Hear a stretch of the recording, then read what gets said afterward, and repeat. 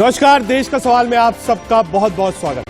मैं हूं आपके साथ राकेश खन्ना और आज देश का सवाल में बात होगी कि कैसे सियासत में जिस तरीके से हलचल मची है, बिहार का बयान दिल्ली तक आ गया। जी हां, 2024 के लिए नीतीश कुमार ने एक ऑफर दिया है कांग्रेस पार्टी को, तो वहीं कई रीजनल पार्टीज ने भी साफ कहा है कि जो ड्राइवर सीट है उसको कांग्रेस पार्टी को छोड़ना पड़ेगा। क्या है पूरी खबर, आपको बताते हैं। जी हां, 2023 को अभी दूसरा महीना चल रहा है, लेकिन सियासत में जिस तरह से हलचल मची हुई है उसे देखते हुए लगता है कि बहुत जल्द ही 24 में सबसे बड़ा चुनाव होने वाला है। बीजेपी लगातार तीसरी बार कैसे सरकार में आएगी, इसकी प्लानिंग बीजेपी के दिग्गज नेता हर वक्त कर रहे हैं। वहीं अलग अलग दिख रहा विपक्ष भी है, कैसे एकजुट हो इसकी भी तैयारी हो रही है। पटना में आयोजित सीपीआई-एमएल के राष्ट्रीय कन्वेंशन में नीतीश कुमार, तेजस्वी यादव समेत कई विपक्ष के नेता मौजूद रहे और यहां से एक बार फिर विपक्षी एकजुटता की आवाज बुलंद की गई, क्योंकि एकजुटता के बिना मोदी को हरा पाना असंभव है। अब विपक्ष कैसे एकजुट होगा, कैसे राहुल की अगुवाई सबको स्वीकार होगी, ममता, केजरीवाल, चंद्रशेखर क्या करेंगे, इन सभी मुद्दों पर चर्चा होगी। पहले विपक्षी एकजुटता की कोशिश पर कुछ बयान सुनिए। सब एकजुट करके लड़िएगा, बहुत आगे बढ़िएगा। और एक बात हम बार बार कह रहे हैं, हमको व्यक्तिगत रूप से कोई ख्वाहिश नहीं है। हमारी एक ही ख्वाहिश है कि देश को एकजुट कर देंगे और गलत करने वालों से देश की मुक्ति हो। हम और कुछ नहीं चाहते, अपने लिए मुझे कुछ नहीं चाहिए।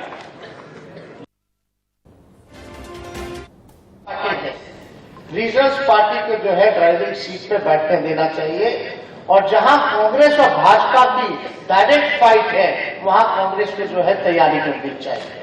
मैं सिर्फ एक बात कह सकता हूं कि जितनी मुझे समझ है अपनी पार्टी में, जो आप चाहते हैं वही वहां भी सब लोग चाहते हैं।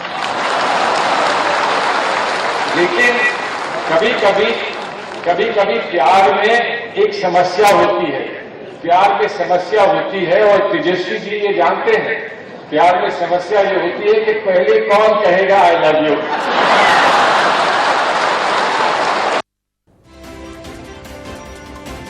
आपने विपक्ष के नेताओं को सुना, अब देश का सवाल क्या है? क्या राहुल की अगुवाई विपक्ष को मंजूर होगी? क्या संपूर्ण विपक्ष राहुल गांधी को अपना नेता मानेगा? क्या अगर तीसरा मोर्चा बना तो यूपीए का क्या होगा? यानी अगर बीजेडी, केजरीवाल अलग होते हैं, यूपी, बिहार जैसे राज्यों में सीटों पर समझौता कैसे होगा? हर व्यक्ति को ज्यादा सीट चाहिए। ममता, केजरीवाल, चंद्रशेखर राव क्या आसानी से मान जाएंगे राहुल गांधी के नेतृत्व को? इसी पर आज चर्चा करेंगे कि 24 में विपक्षी एकजुटता कहां तक पहुंचेगी, नीतीश का ऑफर कांग्रेस को कितना मजबूत। एक लंबा चौड़ा पैनल हमारे साथ है। हमारे साथ धनंजय गिरी जी, प्रवक्ता भारतीय जनता पार्टी की ओर से हैं, रोहन गुप्ता, प्रवक्ता कांग्रेस पार्टी की ओर से हमको मिलेंगे, अभिषेक यादव, नेता आरजेडी हमारे साथ, और गुलाम गौस, नेता जेडीयू हमारे साथ है। बहुत स्वागत है आप सबका। शुरुआत धनंजय गिरी जी आपसे करना चाहूंगा। ये एक कोशिश थी और ये प्रोग्राम बिहार में ही था। माना जाता है कि जो ये नॉर्थ की बेल्ट है, अगर आप 80 और 40 यूपी बिहार 120 सीटों को जोड़िए तो ये 120 सीट नंबर्स भी देती हैं, सत्ता का रास्ता भी देती हैं और देश भर में एक माहौल बनाती हैं, और आपको इसका फायदा मिला है भारतीय जनता पार्टी को। अब विपक्षी एकजुटता की बात हो रही है, कैसे देखते हैं आप?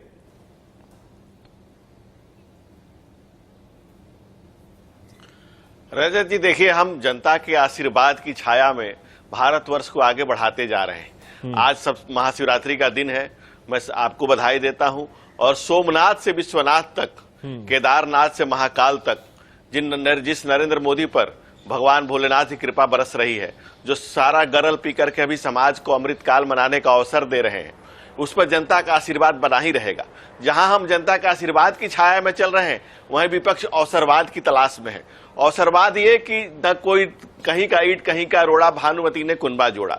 और बिहार में जो आप बात कर रहे हैं, जो कवायद आज शुरू जो आपने देखी, जिस पर आप चर्चा कर रहे हैं, बिहार में कहावत हो गई है, नीतीश कुमार हुए किसके, जहां कुर्सी मिली वहां किसके।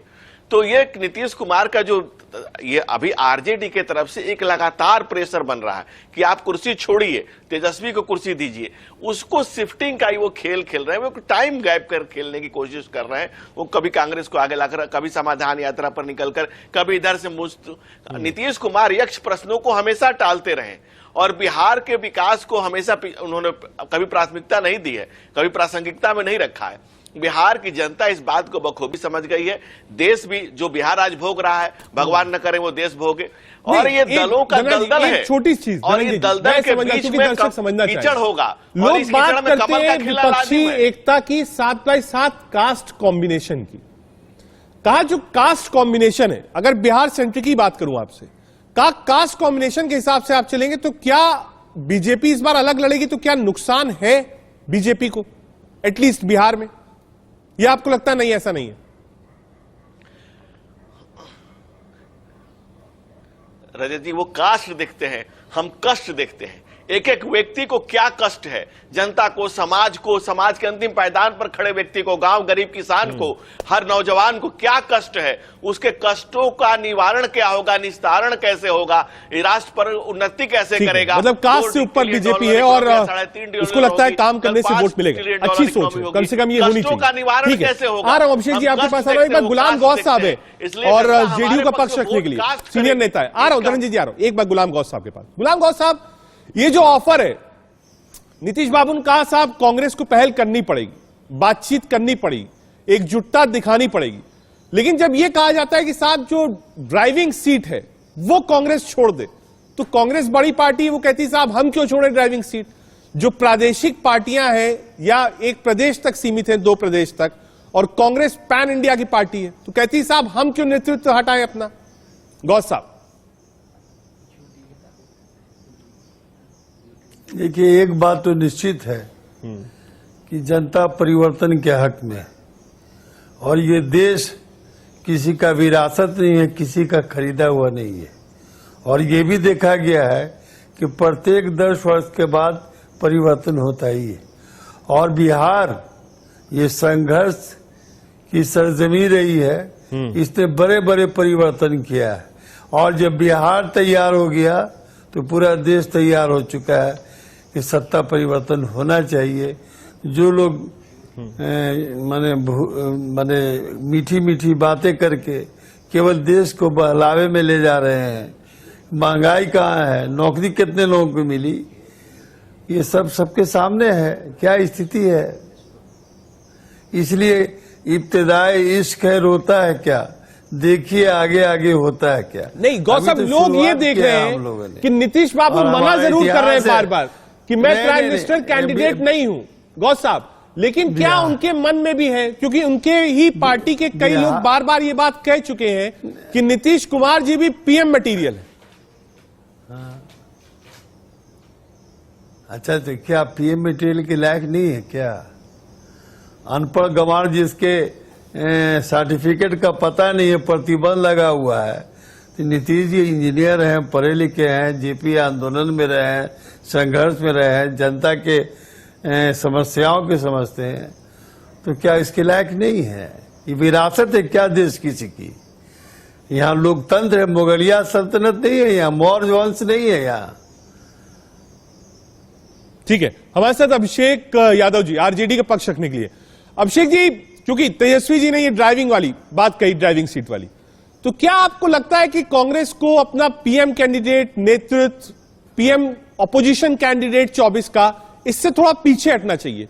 जो रीजनल छत्रब है, जो सीनियर नेता है, उनको आगे करना चाहिए, क्या ये कहना चाहते थे तेजस्वी यादव जी?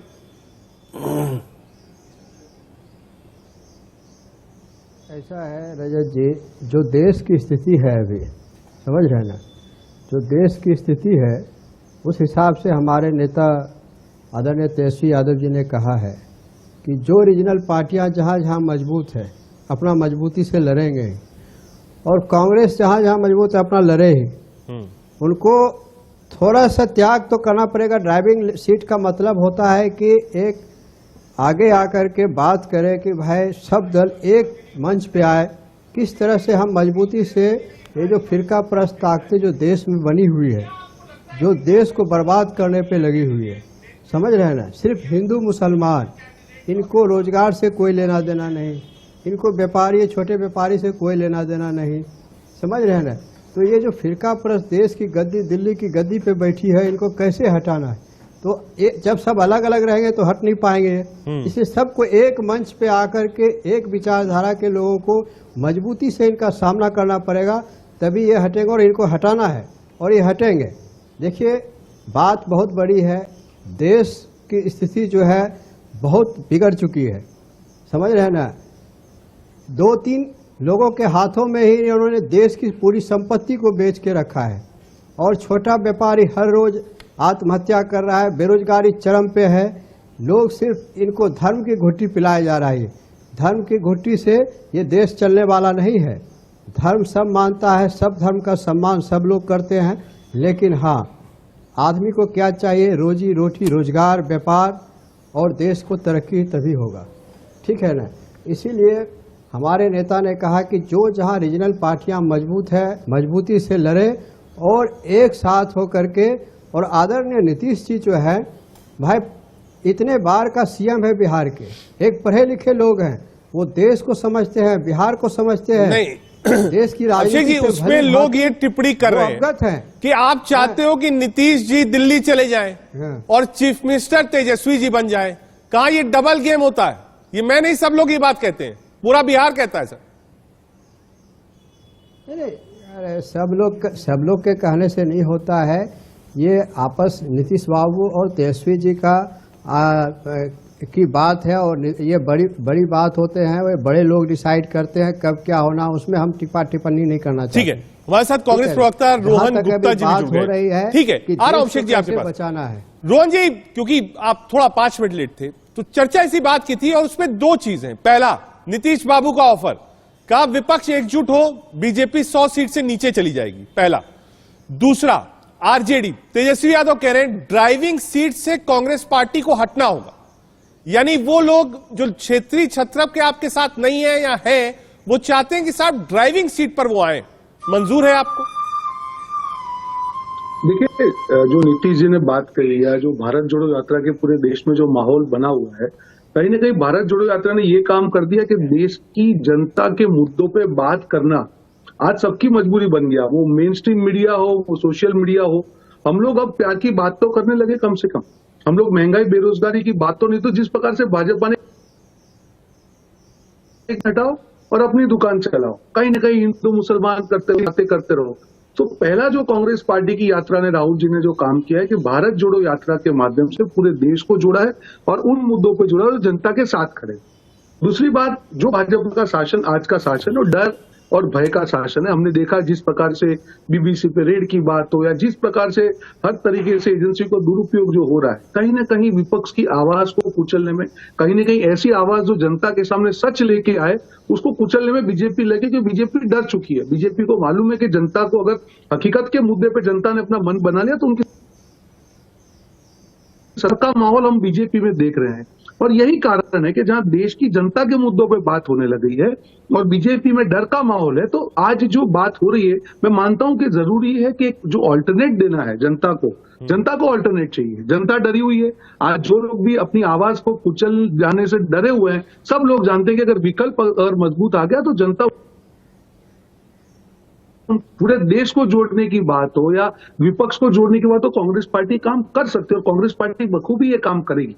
और आने वाले दिनों में आप देखेंगे हमारी प्लेनरी है, उसमें भी ये काफी डिस्कशन सब होने वाले हैं कि किस प्रकार से कि देश को बचाया जाए।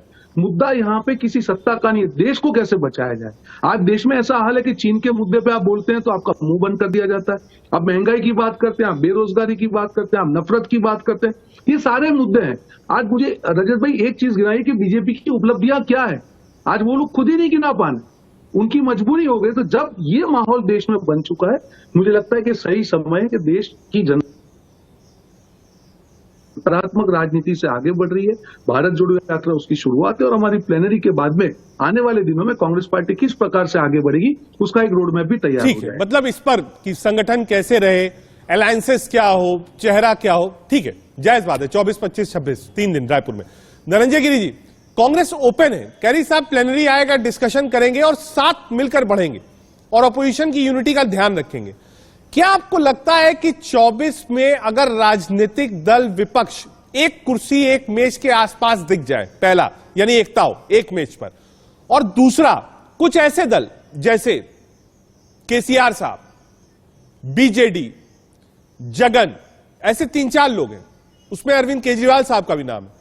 ये 4 पार्टी भी अगर विपक्ष के साथ खड़ी होती एकजुटता में, हालांकि बहुत मुश्किल काम है सबको एक साथ रखना, यानी मेढक तौलने बराबर काम होता है वो, कहा अगर सब एक साथ आ जाए तो क्या आपको लगता है कि कोई चैलेंज है 24 में बीजेपी के लिए?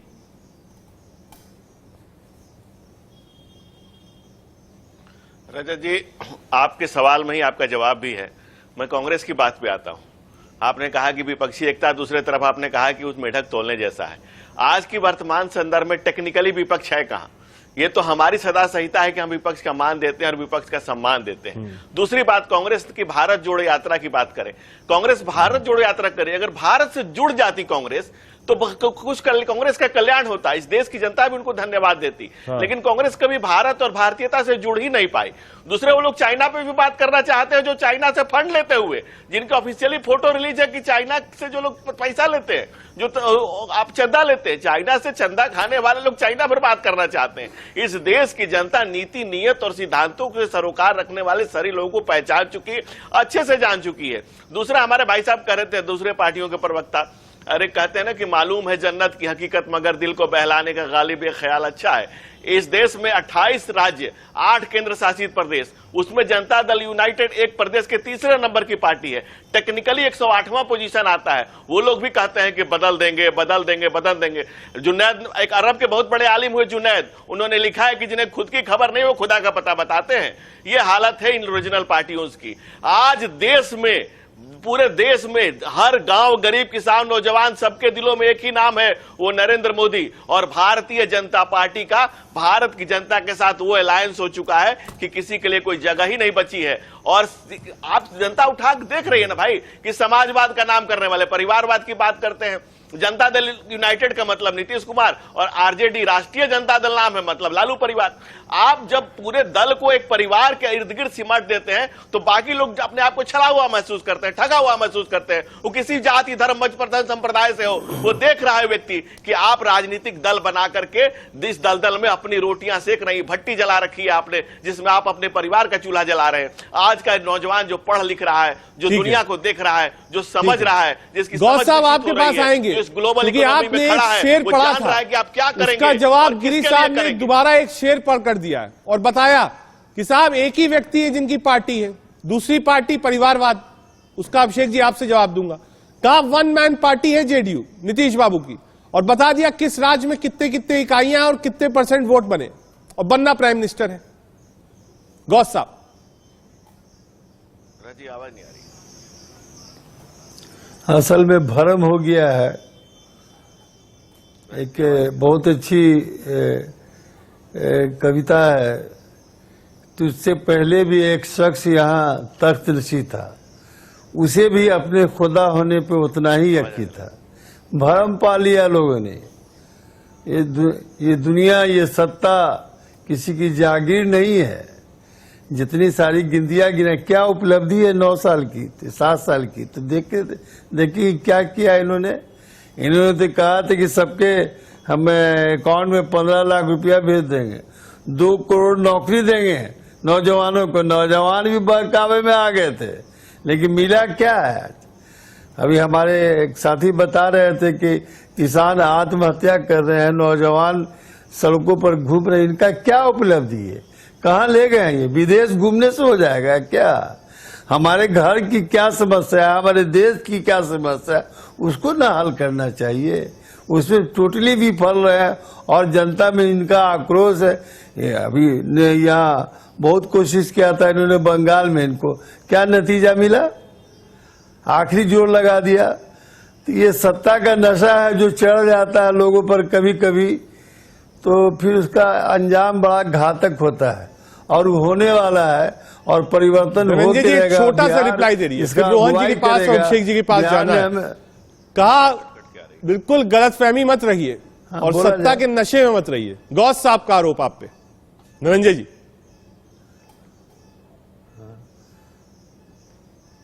जी बच्चों, गौस साहब की आवाज नहीं आ रही थी, एक बार बता दें। हेलो, आवाज मिल रही धनंजय जी आपको? हेलो, आवाज मिल रही धनंजय जी आपको? ठीक है, आता हूं आपके पास। एक बार वापस चलते हैं रोहन गुप्ता जी के पास। आ रहा हूं अभिषेक जी आपके पास। रोहन जी, 2-3 चीजें हैं हमने देखा है इसके पहले भी, चाहे ममता बनर्जी हो, अरविंद केजरीवाल हो, पवार साहब हो, जो एक सीनियर लीग के नेता हैं जिन्होंने राहुल गांधी से पहले जनरेशन के साथ काम किया है, उनकी थोड़ी सी असहजता रहती है। ऐसा नहीं कि कोई विरोध करता है, लेकिन एक असहजता रहती है।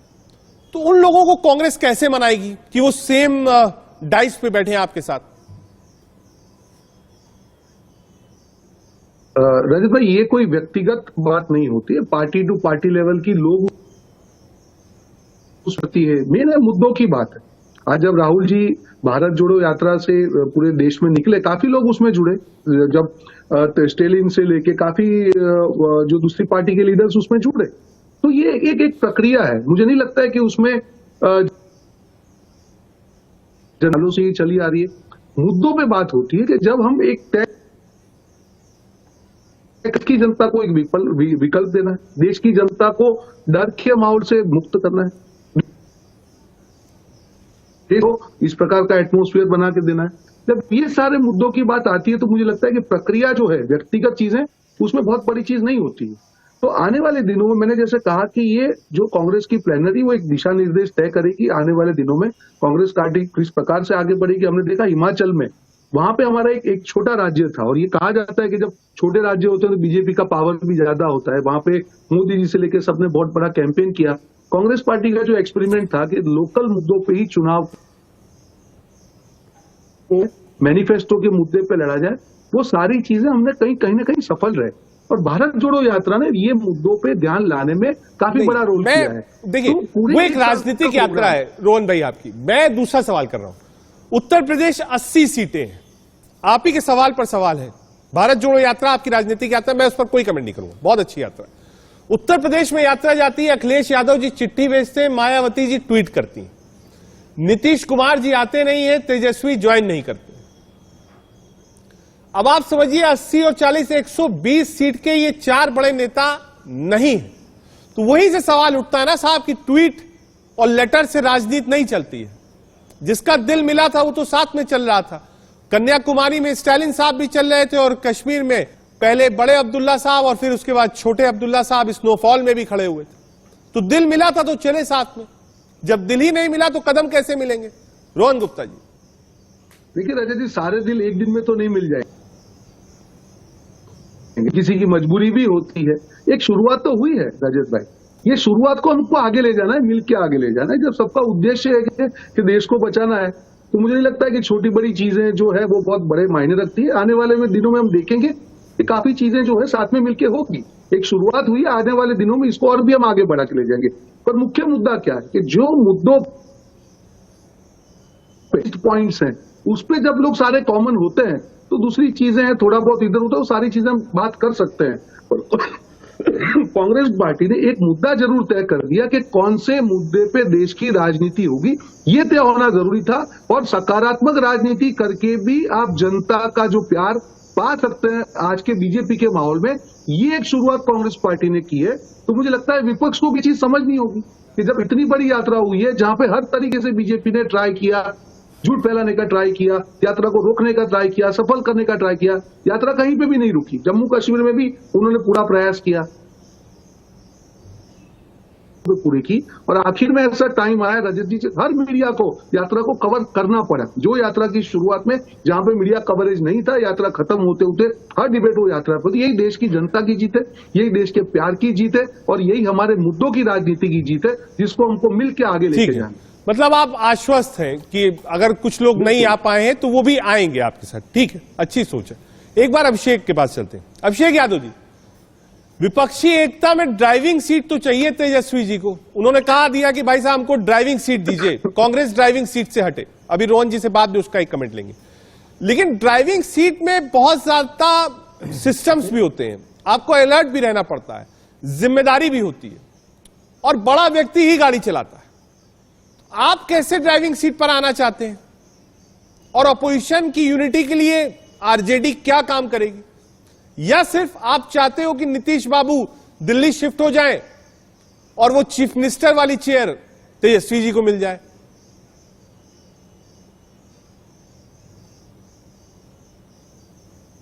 अभिषेक जी, आवाज कट रही है। ये आपकी एक तो रजत जी, सॉरी क्षमा चाहूँगा, आवाज़ बीच बीच में थोड़ा कट रही है, आपकी फंबलिंग हो रहा है। हाँ, लेकिन मैं जहाँ तक आपकी बात सुन पाया हूँ, मैं जहाँ तक आपकी बात को सुन पाया हूँ, मैं ये कहना चाहता हूँ, ड्राइविंग सीट का मतलब होता है कि देखिए, जो देश की सत्ता से इसको बेदखल करे सारे विपक्षी लोग, इनमें सारे सीनियर एक कॉमन मिनिमम प्रोग्राम बना के बैठे। आप अकेला किसी को ये मत कहिए कि ये बैठे हो। कॉमन मिनिमम प्रोग्राम होता है जो पहले भी यूपीए 1 यूपीए 2 में बना था, उसको बना करके किस तरह से जो दिल्ली की सत्ता पर ये जो देश को बांटने वाली सरकार बैठी है, किस तरह इसको हटाना है, कैसे इसका सफाया करना है, समझ रहे हैं। तो इसलिए वो कह रहे हैं कि थोड़ा सा जो जहां मजबूत है उसकी राय लिया जाए, आपस में एक समन्वय बना करके बात करें कि कौन सा। और नीतीश जी भी बोले, आदरणीय नीतीश बाबू भी बोले कि इसको देरी न करें, क्योंकि देखिए समय बीते वक्त नहीं लगता है, क्योंकि इनका काम है एजेंडा पे एजेंडा चलाना। ये रोज अपना एक न एक एजेंडा चलाते रहते हैं, देश को बांटने का, समाज को बांटने का, देश को तोड़ने का। तो किस तरह जल्द से जल्द यूनाइट होकर के, एक होकर के इनका सामना करें और इनको सत्ता से बेदखल करें। क्योंकि देखिए 9 सालों में इन्होंने देश को पूरा गर्त में मिला दिया है। अब ये सिर्फ इनको बात करें तो ये परिवारवाद की बात करेंगे। अरे भाई, जब इनकी परिवार में आदरणीय राजनाथ सिंह जी है, सिंधिया जी हैं, अब गिनाइए ना, मध्य प्रदेश से, राजस्थान से लेकर के अगर विजय वर्गीय, कई लोगों का नाम लेते, इनका परिवारवाद नहीं दिखता है। और रहा तक विपक्ष की बात, भाई पंजाब में आपका है, मध्य प्रदेश में आपने सत्ता धोखे से हथियार रखा है, राजस्थान में आप नहीं है, हिमाचल में आप नहीं है, आप कहाँ नहीं है? अरे आपको हर जगह, आप जहाँ पे रहिए, आप अभी भी साउथ में आप हारेंगे, आप ये जो त्रिपुरा में चुनाव हो रहा है वहाँ हारने जा रहे हैं। आप जो है, आपका जमीन खिसक चुका है, जनता परेशान है आपसे। आप ये घमंड छोड़ दीजिए, कोई अमृत पी के नहीं आए हैं आप लोग। तो हमेशा 10 साल कम नहीं होता देश को संभालने का, और आपने देश में 10 साल में कुछ नहीं किया, सिर्फ 2 उद्योगपतियों के लिए काम किया है। और जो विपक्षी आपके लिए खिलाफ आवाज उठाना चाहा, उसके खिलाफ आपने ऐसे ऐसे एजेंसियों का दुरुपयोग किया है, ईडी, सीबीआई, अन्य एजेंसियां लगा करके उनको हैरास करने का, तंग करने का काम किया है। अब बताइए ना भाई, हमारे 74 वर्षीय आदरणीय लालू जी के साथ इन लोगों ने क्या किया है भाई? जबरदस्ती का ईडी, सीबीआई, भाई उनका किडनी भी चेंज हो गया, तब भी उनको केस लगा रहे हैं ये लोग। अरे भाई ठीक है, भगवान से डरिए। हाँ। जिस भगवान का नाम जो परिवारवाद का आरोप आपने पिछली बार लगाया था, उसका जवाब अभिषेक यादव जी ने दिया है, मैं उस पर आऊंगा। रोहन जी ने कहा कि साहब ये यात्रा चली, इसमें लोग आए कन्याकुमारी से कश्मीर तक। मैंने पूछा, कुछ लोग नहीं आए, तो उन्होंने कहा नहीं, धीरे धीरे कर आएंगे। तो अगर ये यात्रा और आगे चलती है और विपक्ष एकजुट होता है, क्योंकि आप देखिए लगभग 60% के ऊपर वोट बीजेपी के खिलाफ भी पड़ा था पिछली बार, इसको कहने में कोई हर्ज नहीं होगा। कई पार्टीज ऐसी हैं जो मैंने पहले भी कहा, चाहे वो केसीआर साहब हो, जगन जी हो, बीजेडी हो, आम आदमी पार्टी हो, ये अलग है। तो अगर ये पार्टियां साथ में आती हैं तो क्या 24 के समीकरण में कुछ दिक्कत दिखती है आपको? आपको भी लगेगा कि हां साहब, 2-3 नए दोस्त, 2-3 नए अलायंस पार्टनर बीजेपी को भी तलाश करने चाहिए?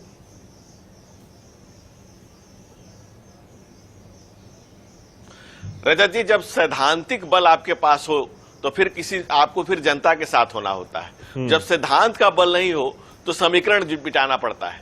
सैद्धांतिक बल के अभाव में विपक्षी दल आज समीकरण बिठा रहे हैं, और हमारा जनता के साथ, जनता के विश्वास और जनता के लिए जो कार्य किया जा रहा है, मैं दावे से कहता हूं कि भारतीय जनता पार्टी का भारत की जनता के साथ जो अलायंस हुआ है, जो गठजोड़ बना है, इसका कोई तोड़ किसी के पास नहीं है। और भारत की जनता पूरी तरह से आश्वस्त है, मुतमईन है, संतुष्ट है, और जानती है कि विकास पुरुष नरेंद्र मोदी की अगुवाई में भारतीय जनता पार्टी की जो स्वच्छ छवि की सरकार बन रही है, पूरी दुनिया में जो आज भारत का डंका बज रहा है, उसमें भारतीय जनता पार्टी के साथ भारत की जनता सुर में सुर मिलाएगी, स्वर मिलाएगी और हमारे साथ रहेगी। और रही बात कांग्रेस की, जहां तक आप बात कर रहे हैं, कांग्रेस की भारत जोड़ो यात्रा जो 60 टैंकरों को लेकर के गुजरती रही, यह भारतीय जनता पार्टी के शासन की ही देन है कि आप जम्मू कश्मीर में जाकर के मजे से झंडा फहरा करके आ गए। हमने उनकी यात्रा को सुगम किया कि आप चलते रहिए। एक समय था कांग्रेस का राज था, बस स्टैंड पर, स्टेशन में, यहां वहां जहां तहां मत पूछो कहां कहां लिखा रहता था कि संदिग्ध वस्तु को न छुए, बम फट सकता है, यहां धमाके वहां धमाके, कहां कहां नहीं धमाके होते थे। हमारी सरकार ने ऐसा प्रशासन दिया है, ऐसी सुव्यवस्था दी है। रोहन जी एक बार रिप्लाई कर रहे थे परिवारवाद की, एक बार स्क्रीन पे रखिएगा, बीजेपी और कांग्रेस जरूरी है, उनको परिवारवाद की परिभाषा समझना जरूरी है। लेट मी कंप्लीट रजत जी, लेट मी कंप्लीट। अगर आप सुन एक एक करके सुन लीजिए पहली मेरी बात। हाँ, मैंने सुना सर, बोलिए। परिवारवाद होता क्या है?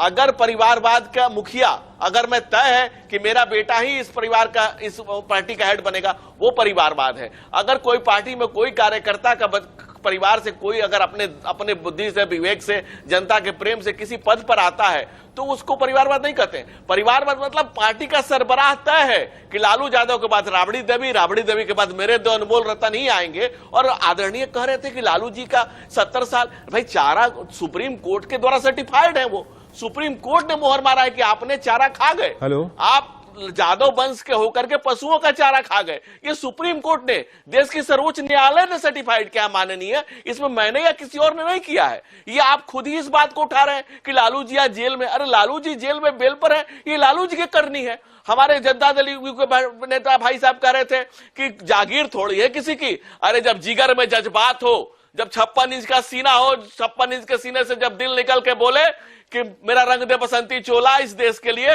तो जनता जमहूरियत में जनता साथ में खड़ी होती है। सर झुकाना पड़ता है जनता के चरणों में। रोहन जी एक बार रिप्लाई दे दीजिए। नहीं आती, आप जो समीकरण का बल ठीक है धनंजय जी, एक बार रिप्लाई तो ले लें। ये जनता उसको नहीं एक्सेप्ट करेगी। सर देखिए, पूरा टाइम दिया, आप कह नहीं सकते कहीं इंटरप्ट किया। और रोहन जी बहुत स्माइल करते हुए आपको सुन रहे थे, मतलब उन्होंने भी बढ़िया जवाब तैयार कर रखा होगा आपके लिए। रोहन जी देखिए रजत जी, मुझे लगता है कि जो भाजपा के प्रवक्ता है, वो जो कैसेट होती है ना, वो पुरानी कैसेट कई बार निकाल के आप लगा लेते हैं गलती से, फिर मालूम चलता है ये तो पुरानी कैसेट है। ये परिवारवाद की बात कर रहे हैं, हमारे वहां तो इलेक्टेड अध्यक्ष है, आपके वहां पे सिलेक्शन हो रहा है।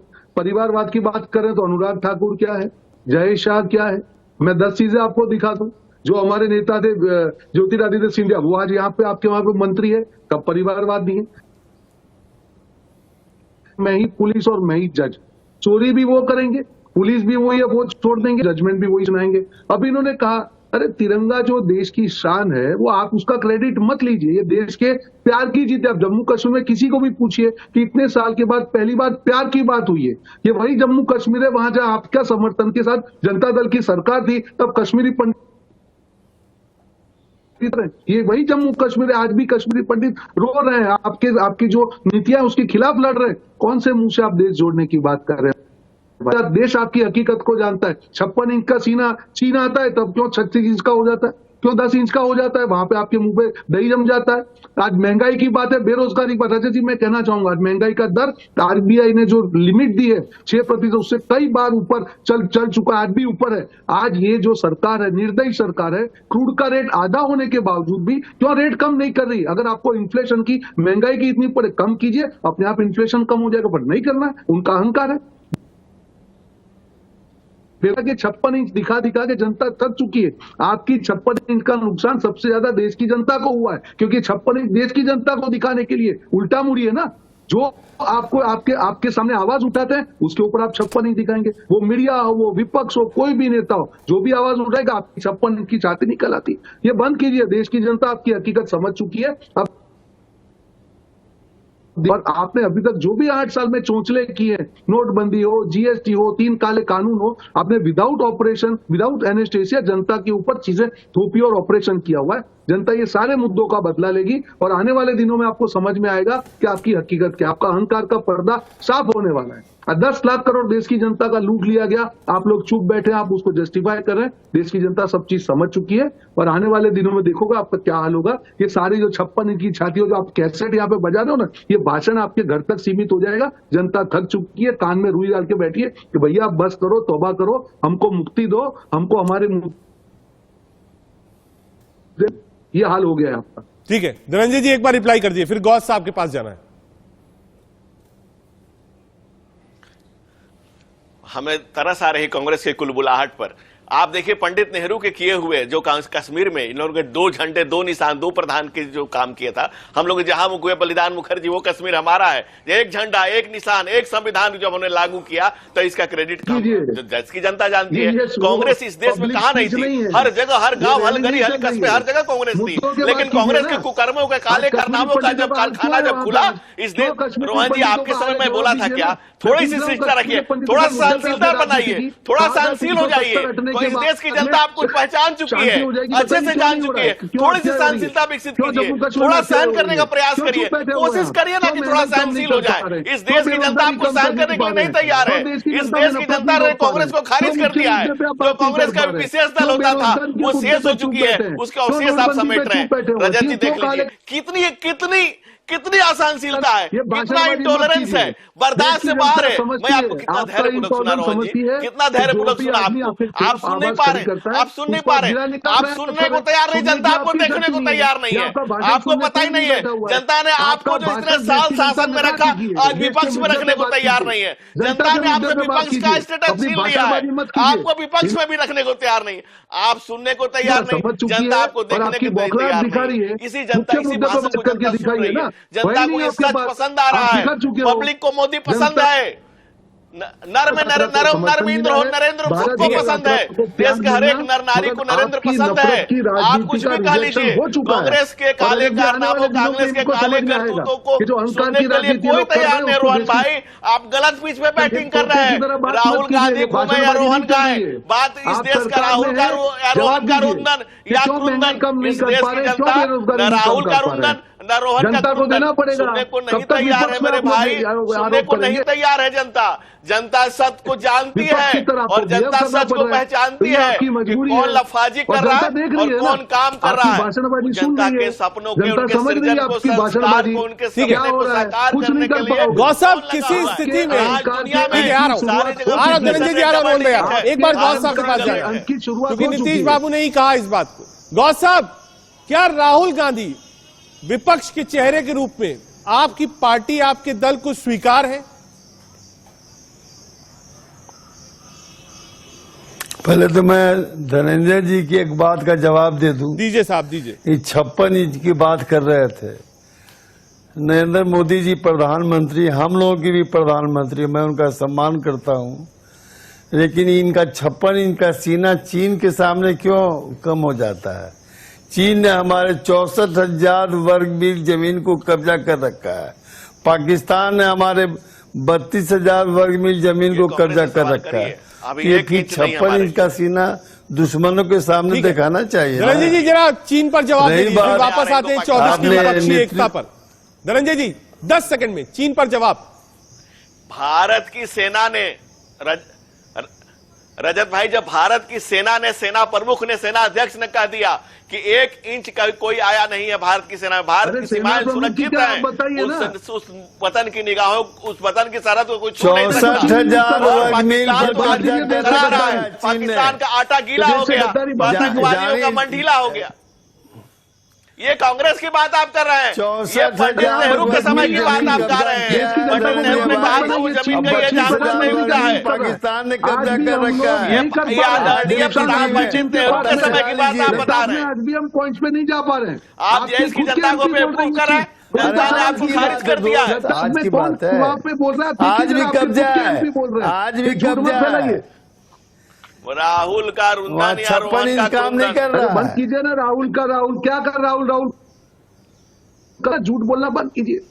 लद्दाख में आज भी हम लोग नहीं कर पा रहे हैं। आज डेप्सान चीन के पास पड़ा हुआ है। कौन सी विपक्ष की बात कर रहे हैं आप? देश की जनता ने कांग्रेस के झूठ को, असत्य को जान लिया, इसीलिए आपको खारिज कर दिया।